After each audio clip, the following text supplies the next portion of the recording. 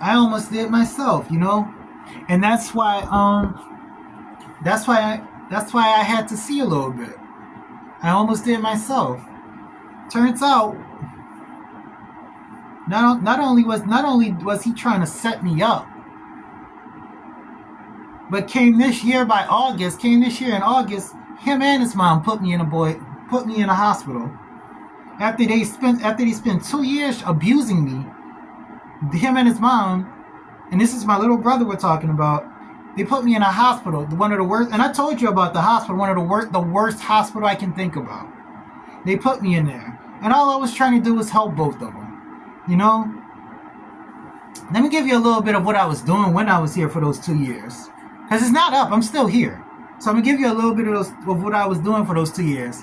I was plunging the toilets. I was cleaning the sink. I gave him advice every now and then. Helped Chad with his home. I helped my little brother with his homework every now and then. You know, told him things he needed to hear.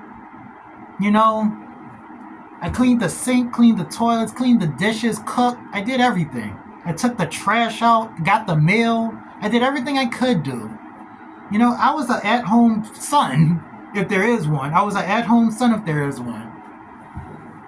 But no matter what I did, it was never enough. You know, it was never enough. You know, they were always searching.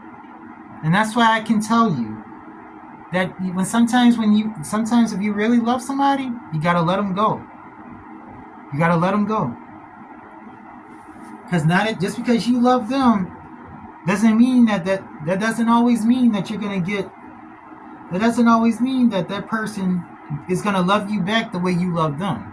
That doesn't always mean that. Sometimes they're gonna have that. Sometimes you're gonna have people that are you're gonna have people that are one-sided or do those sideways tricks. You're gonna have people like that. You're gonna have people that's petty like that. You know, when I was growing up, I told you this.